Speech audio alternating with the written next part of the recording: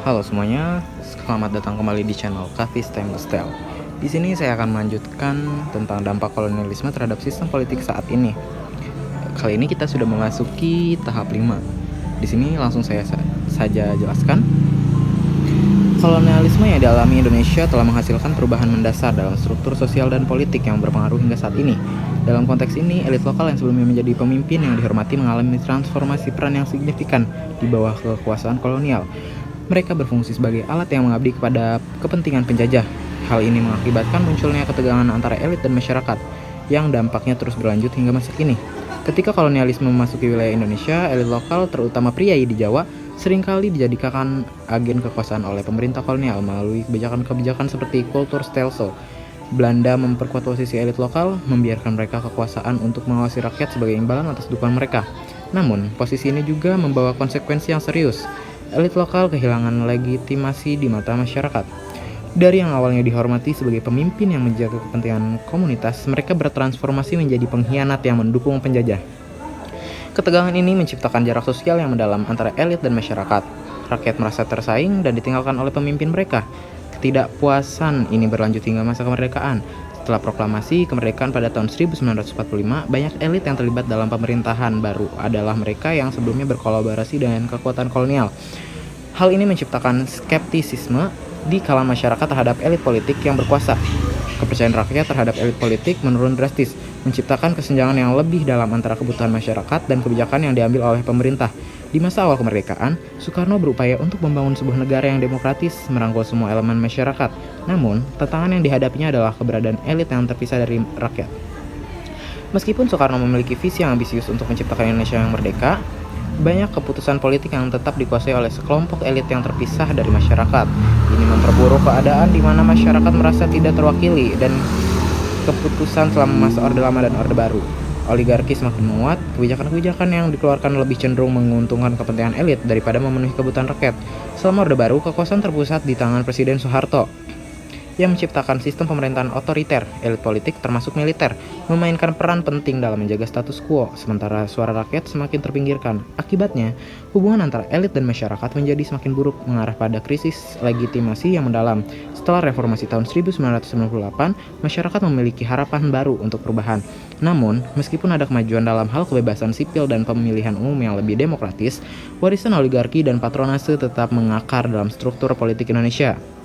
Banyak yang berpendapat bahwa Indonesia mengalami demokrasi prosedural, di mana proses pemilihan umum berlangsung, tetapi substansinya tetap dipengaruhi oleh kepentingan elit, di mana sumber daya politik dan ekonomi dikuasai oleh sekelompok kecil individu, menciptakan ketidakadilan yang berkelanjutan. Sistem patronase tetap menjadi tantangan besar bagi demokrasi Indonesia. Dalam praktiknya, elit politik menggunakan jaringan dan sumber daya untuk mempertahankan kekuasaan, seringkali mengorbankan kepentingan rakyat. Masyarakat sipil yang seharusnya menjadi penyeimbang kekuasaan seringkali merasa terpinggirkan dan kurang terlibat dalam proses politik. Rakyat merasa bahwa suara mereka tidak didengar dan kebutuhan mereka tidak dipenuhi oleh para pemimpin yang seharusnya mewakili mereka. Namun, ada perkembangan positif yang menunjukkan potensi memperjuangkan transparansi dan akuntabilitas politik. Media sosial dan gerakan sosial memberikan saluran baru bagi masyarakat untuk menyuarakan pendapat dan menuntut informasi. Munculnya politisi dari latar belakang yang berbeda, termasuk mereka yang bukan berasal dari kelompok elit tradisional, memberikan harapan bahwa politik Indonesia bisa lebih inklusif dan responsif terhadap kebutuhan masyarakat.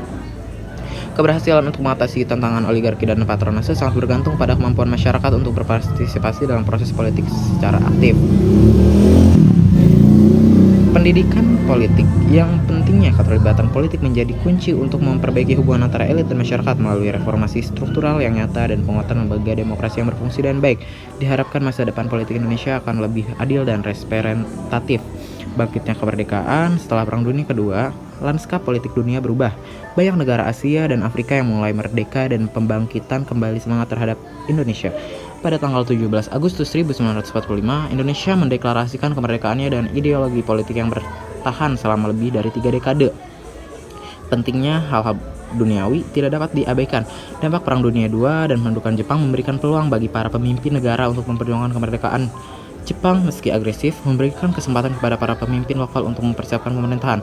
Dampak kolonialisme terhadap sistem politik Indonesia, membangun birokrasi terpusat. Warisan kolonialisme masih terasa dalam sistem politik Indonesia. Salah satu contohnya adalah struktur birokrasi yang cenderung terpusat. Meskipun terdapat upaya untuk mengalihkan kekuasaan kepada pemerintah daerah, banyak keputusan yang penting masih diambil di tingkat pusat.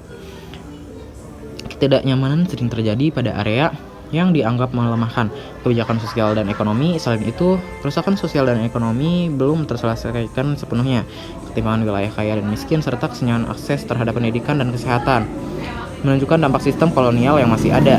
Gerakan kesadaran dan sosialisasi menanggapi warisan kolonialisme, ada peningkatan kesadaran akan pentingnya segregasi, pemilihan kepala daerah secara langsung, dan upaya pemberdayaan masyarakat di tingkat lokal menunjukkan bahwa masyarakat mulai menuntut partisipasi yang lebih besar dalam pemerintahan. Hal ini merupakan langkah menuju sistem yang lebih inklusif dan responsif terhadap kebutuhan masyarakat. Kesimpulannya, kolonialisme masih berpengaruh besar dalam meningkatkan kesadaran politik di Indonesia. Meskipun warisan kolonial masih terpengaruhi sistem politik saat ini, terdapat peningkatan kesadaran dan akan pentingnya partisipasi sosial dan keadaan sosial. Perjuangan untuk mendapatkan pemerintahan yang lebih baik terus berlanjut, mencerminkan semangat kolonialisme. Oke, mungkin itu saja yang bisa saya sampaikan. See you next time.